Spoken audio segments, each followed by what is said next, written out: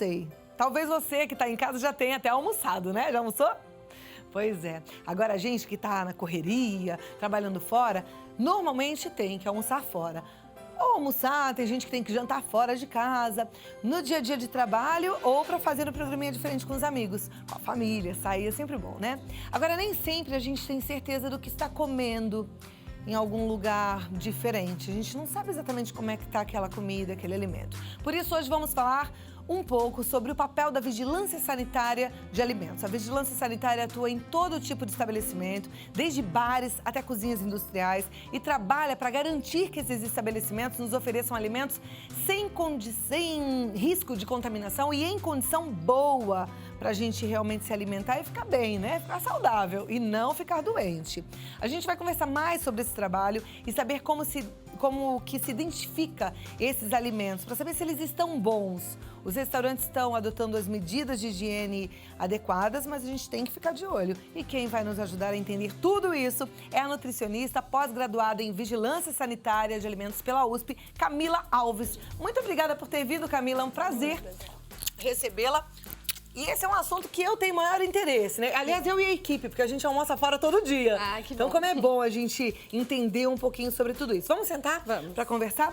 A Camila tem mais de 7 anos de experiência nessa área. Eu tenho certeza que ela vai nos ajudar bastante a identificar esses alimentos. Isso. Bom, tem 2 tipos de restaurantes, né? Tem aquele restaurante que é por quilo, que fica aquela variedade de pratos, saladas, pratos quentes. E tem aquele que a gente pede através do cardápio.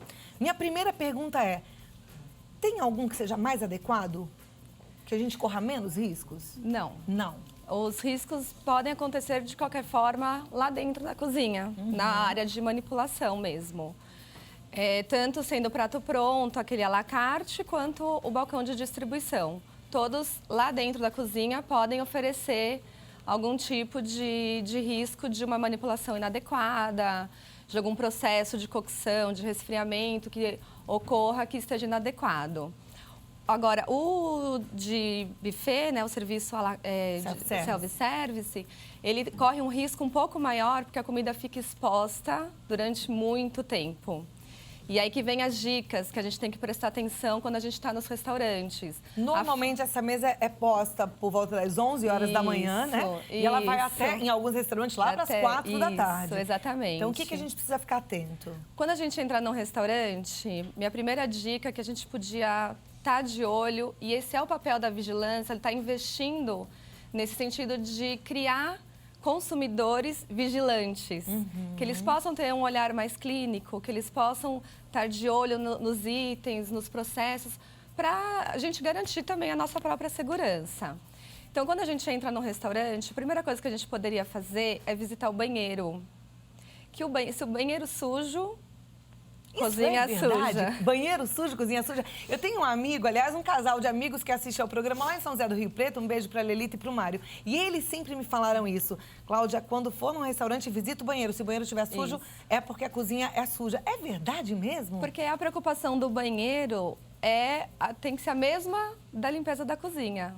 Se o banheiro estiver sujo, o próprio consumidor, o próprio cliente vai acabar no self-service, por exemplo, contaminando a comida que está ali. Então, o banheiro tem que estar limpo para ele poder entrar no banheiro, lavar as mãos e poder se servir de forma a ele mesmo não contaminar os alimentos. E outra dica, que o banheiro não pode estar próximo à área de distribuição da comida. Isso está na legislação, na lei que a vigilância criou para os estabelecimentos que eles têm que seguir. Então, o banheiro não pode estar próximo à área de distribuição. Então, mesmo que a cozinha seja isolada, a porta da cozinha não pode ser do lado da porta do banheiro? Não. E também a porta do banheiro não pode ser próximo. Vamos supor, você sai do banheiro e já está no balcão para se servir. Também não. Também não. Isso é um item de legislação. Eles têm que estar mais distantes. Bom, aí tomamos conta. Se o banheiro estiver sujo, a gente vai reclamar, vai falar que o banheiro não tá bom. Mas e ali, naquela mesa, naquele buffet, o que é que a gente deve comer ou deve evitar? Então, a gente tem algumas preparações que são de risco, que a gente chama preparações de riscos, que elas envolvem muita manipulação, um monitoramento do processo mais cuidadoso. Então, a gente diria, por exemplo, a maionese. A maionese é um produto de risco, contém ingredientes de risco.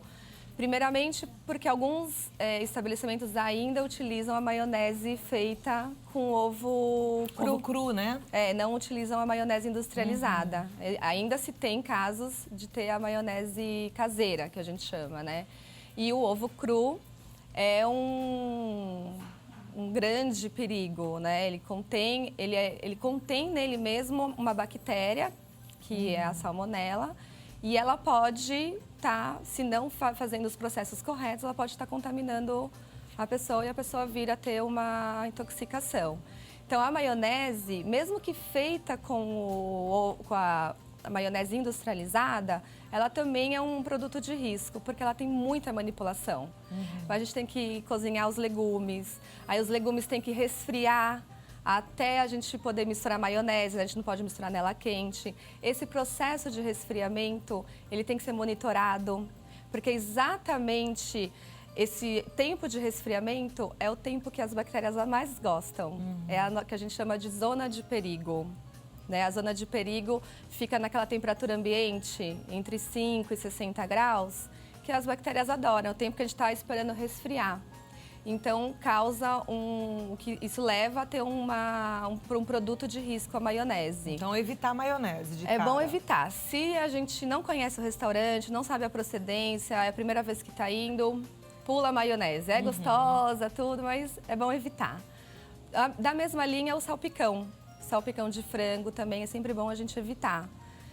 Como a maionese... Pelo mesmo motivo? E com um agravante maior, o ingrediente frango, que também vem com uma carga microbiológica grande e que, se não manipulado corretamente dentro das leis, ele também pode agregar aí mais contaminante para gerar uma toxinfecção em alguma pessoa. E tortas com recheios de frango, até de palmito, qualquer coisa que tenha que a gente veja que é muito manipulado. Algo que é muito... que você vê que a pessoa vai ter que desfiar o frango, vai ter que resfriar o frango, aí tem que resfriar para poder colocar na torta, daí vai assar, depois vai cortar. O ideal é aquela comida que foi ali, feita na panela, mexeu, fechou, tá tudo cozidinho, é isso? Isso, é. Agora, e as saladas, hein? Porque normalmente esses buffets têm uma oferta de saladas muito grande. A gente que quer comer saudável, quer comer colorido, quer comer bastante fibra, acaba indo direto nessas saladas. Elas são um risco para a nossa saúde? São também, porque elas têm várias etapas, né? Elas têm a etapa da higienização, tem que ser feita corretamente. Depois a gente tem a etapa da distribuição. Uma outra dica, quando a gente entra no restaurante, toda a parte da salada e sobremesas, elas têm que estar refrigeradas. Ou num balcão refrigerado, aqueles que a gente vê que fica até um gelinho. Pode ser com gelo também. Ou mesmo dentro de uma geladeira, sobremesas. Então, essa é uma outra dica. Entrou no restaurante, dá uma olhada se as saladas estão sob refrigeração. Porque as bactérias gostam também da temperatura fria. Existem bactérias que também crescem na temperatura fria. E a gente tem que garantir a temperatura abaixo do que elas gostam para que não ocorra a contaminação. Salada simples pode ter algum tipo de contaminação? Eu digo simples assim, o alface separado, a rúcula separada, tomate, pepino, também oferece risco? Também. Se não foi feita a higienização correta, e se falando em restaurante, eles compram em larga escala, né? Não é igual em casa, que a gente compra um pezinho de alface e higieniza com todo o cuidado. Que, aliás, daqui a pouquinho, no próximo bloco, a gente vai aprender a higienizar esses alimentos. Porque mesmo em casa, a gente precisa saber como é que a gente faz essa higienização direitinho. Então, não perca, porque tenho certeza que você vai aprender, viu? Então, se não é feita a correta higienização, em restaurante que eles compram em larga escala, são muitas folhas, muitos itens a ser higienizados, se não é higienizado corretamente, mantido na temperatura correta, também traz risco. Não tanto quanto a maionese, como eu falei, o salpicão. Mas aí a maionese e o salpicão teriam risco de uma infecção, né? É verdade que a gente pode contrair um certo tipo de hepatite comendo, por exemplo, alface, que não está bem higienizado? Não seria bem higienizada. A hepatite poderia ser no momento da manipulação. Se o manipulador tiver com a doença, tudo, e ele não utilizar das luvas, não higienizar as mãos corretamente, ele acaba transmitindo pela manipulação. O principal item é a manipulação, né? É onde o alimento é contaminado. Tem a maior chance de ser contaminada na manipulação. Uma coisa que me preocupa um pouco é o self-service de comida japonesa. E às vezes a gente vê que tem lá um temaki. O temaki é aquele cone envolvido de água que tá até murchinho, olhando pra gente com uma cara feia. É verdade que esse peixe ali também, ele vai sendo deteriorado com o passar do tempo, mas com muito pouco tempo? Não, ele, da mesma forma que os alimentos crus ou resfriados, tem que estar mantido dentro de uma estufa fria, né? Quando a gente vai em restaurante japonês, a gente vê as estufas, eles estão mantidos lá. Agora, o problema maior é qual temperatura está essa estufa. Ela tem que estar na temperatura adequada, sempre abaixo de 5, que é onde as bactérias dormem, né? Onde elas não se multiplicam. Então, para quem vai comer uma comida japonesa, um sushi num restaurante desse self-service, teria que pegar um sushi gelado. Teria que estar... O que normalmente não tá. É. Então, ali, esse alimento está em risco. Não necessariamente risco, porque a gente também trabalha com tempo e temperatura. Ele até pode estar abaixo da temperatura, só que dentro de uma exposição menor. Então, ele pode ficar a mais de 5 graus, ele pode estar numa estufa de 10 graus, por exemplo, só que tem que ter alguém monitorando. A hora que colocou ele ali, ele pode ficar 1 hora ali. Depois de 1 hora, aí já se começa a ter a proliferação das bactérias. Então, a gente muito trabalha com esse tempo, temperatura, né? Porque a gente sabe que nem todos os restaurantes têm toda a infraestrutura necessária, às vezes não tem espaço físico. Então, a gente tem dentro da legislação como trabalhar com tempo e temperatura. Pode ficar fora da temperatura, mas tem o tempo de exposição. E aí que entra o papel da nutricionista dentro do restaurante, está monitorando toda essa questão de resfriamento, quando colocou, quando tem que tirar. Esse é o nosso papel dentro do restaurante. E a comida quente?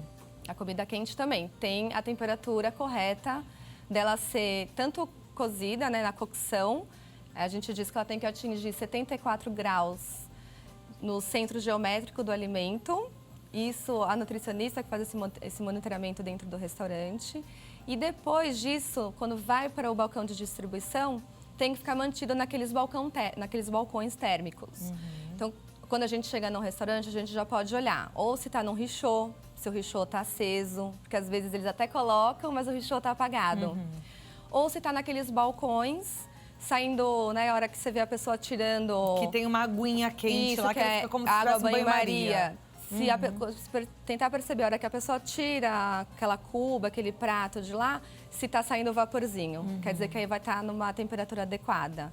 Então, também tem que ser mantido acima de 60 graus para que as bactérias não se proliferem. Nas comidas frias, você ressaltou a maionese, que a gente deveria evitar num restaurante que a gente não tem certeza da qualidade e da manutenção desses alimentos. E na parte quente, tem algum alimento que a gente deva evitar, que seja mais arriscado? Temos. Os mais arriscados são as carnes mal passadas, né? Porque elas também contêm uma bactéria, um nome bem Escherichia coli, que se você não passar bem o bife e tudo, e ela tiver com uma carga alta dessa bactéria, ela pode te trazer uma toxinfecção e é uma bactéria muito perigosa, que leva à morte. Essa da carne, ela é muito... Se pegar alguma criança que tem um organismo mais frágil, se pegar um idoso e ela tiver em grande quantidade no mal passado, ela pode levar até a morte. Essa bactéria morre quando ela é totalmente cozida? Isso, então, numa carne bem passada, ela não existe, não isso? existe. Mesmo ela que ela não, fique lá paradinha naquela grelha? Não, daí aí pode vir as outras bactérias. Tem outras. Eu sei, tem Deus. muitas. O importante é a gente tomar bastante cuidado mesmo, escolher bem o restaurante e comer com mais certeza, né? Tudo ovo bem cozido, tem risco? Exatamente. Não, ovo cozido, não. O ovo frito, que a gente adora com a gema mole, traz o risco, que é da salmonela que está na gema mole. Então, mesmo ele sendo frito, que não está cru, ele ainda está com risco? Ainda está com a gema. A gema mole pode provocar salmonela? Pode. Dependendo da carga que ela tiver de salmonela, que ela vem, né, com a salmonela, como tiver o nosso organismo, se a gente estiver debilitado, também pode ocasionar uma toxinfecção. Então as famílias que têm o hábito de fazer aquele ovinho de manhã com a geminha mole para molhar no pão, que eu acho uma delícia, devem mudar esse hábito. Seria bom. Como eu digo, em casa a gente ainda tem um controle e faz em porções menores. Agora, num restaurante, A gente não sabe a procedência dos fornecedores que eles estão comprando, a forma de armazenamento em grande escala. Isso tudo aumenta a chance da gente estar ingerindo algum contaminante. Então, num restaurante seria ideal, no restaurante, você pedir o ovo com a gema dura ou o ovo cozido, né? Seria melhor. Entre carne e frango, melhor frango. Os dois têm os seus riscos. Sempre bem carne e frango sempre bem passado. Todos bem passados. Evitar mal passado. Eu sei que tem muita gente que gosta, né? A gente eu quero aquela carne mal passada, só batidinha assim na grelha. Mas a gente corre esse risco, né? Seria bem passado. E visitar cozinha e banheiro. E a gente tem que ser, como sugestão da Camila Alves, vigilante também. Também, né? Vamos ficar atento. No próximo bloco, então, você vai dar as dicas de como é que a gente higieniza os alimentos na nossa casa. Combinado? Agora a gente vai aprender a higienizar as verduras, as frutas, tudo que a gente tem na nossa casa, principalmente aqueles alimentos que a gente vai consumir crus, não é verdade? É verdade. Então, eu estou conversando com a Camila Alves, que é nutricionista, especializada em vigilância sanitária, e ela entende muito de toda essa parte, conversou com a gente sobre os cuidados que todos nós devemos ter no restaurante, principalmente aquele restaurante self-service que fica lá com a comida exposta, não é isso, Camila? Isso, exatamente. Mas na nossa casa também. Então, a gente tem aqui esponja, sabão, que tem gente que acha que só serve para lavar louça, vinagre, água sanitária e o esterilizador. O que a gente tem que fazer? Como é que a gente usa tudo isso? Primeiro passo, que acho que é muito difícil de todo mundo fazer. Tirar os anéis. Mulheres. Para lavar qualquer alimento tem que tirar anel. Ou para manipular qualquer tipo de alimento. Vai cozinhar sem anel. Porque os adornos, eles acabam trazendo as bactérias. Você pode até fazer todo o processo, mas você tá com os adornos nas mãos, eles pode acabar contaminando. Tá. O segundo passo, né? A gente vai lavar a folha. Primeiramente, a gente vai tirar as folhas externas. Até para diminuir o risco dos agrotóxicos que vão estar na parte externa das folhas. Então, tira as folhas externas, até porque elas são sempre as mais feias também. E desfolha um a um, folha a folha. Tá. As folhas externas eu vou descartar, mesmo que ela esteja bonitinha ainda? Seria interessante por conta dos agrotóxicos. Tá. É onde então, vai estar a maior concentração dos agrotóxicos. Tira as folhas externas e deixa aqui o miolinho desse alface. Aqui também é externo, tá. Aí a gente vai desfolhar uma a uma para poder conseguir fazer a higienização. Porque você vê que ali pertinho do caule é onde tá sempre a maior sujidade. Tá. Esses bichinhos, quer ver? Esse alface tem os bichinhos aqui. Se a câmera chegar pertinho, deixa eu pegar um que tá mais escurinho. Esses bichinhos aqui, se por um acaso a pessoa não conseguir enxergar e não conseguir retirar, eles transmitem doenças também? Sim. Sim, e existem os invisíveis a olho nu também, e que a também gente não tá vendo. Então, olha lá, a gente tem perigo. Os invisíveis a gente não vai ver e acha que o alface tá limpinho. Então exatamente. Tá, desfolhamos. Desfolhou, vamos passar em água corrente. Tá. Exatamente para tirar essas sujidades, as terras, essas coisas então é na pia mesmo, embaixo da torneira? Na pia mesmo, embaixo da torneira, passou, lavou em água corrente. Aí a gente tem uma dica, principalmente para brócolis e couve-flor. Que o bichinho do brócolis e o couve-flor são exatamente da cor deles. O do brócolis é verdinho e do couve-flor é branquinho. E eles ficam lá no miolinho, onde a gente não consegue lavar. Então, uma dica seria a gente utilizar uma solução salina, que seria 1 colher de sopa de sal para 1 litro de água. E deixar essa verdura, ou esse brócolis, esses legumes, de molho durante um tempo, porque aí as larvas vão se soltar. Quanto tempo para as larvas soltarem? Uns 15 minutos. Suficiente. De 15 a 20 minutos. Então é para 1 litro de água, uma colher de sopa de sal. A gente chama de solução salina. Deixa ali, fácil. É um produto que todo mundo tem em casa, é barato. Simplesmente só para soltar as larvas. Não tem efeito nenhum. Ele não desinfecta. Ele só solta as larvas. Depois que tirou da solução salina, volta a passar em água corrente e aí nós vamos para a parte da desinfecção, que é onde a gente quer eliminar as bactérias, micro-organismos que a gente que estão invisíveis a olho nu para a gente. Tá.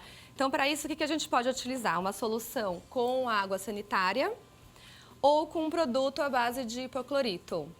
Esse produto à base de hipoclorito a gente encontra sempre próximo da parte de hortifruti, do supermercado, eles estão nas gôndolas.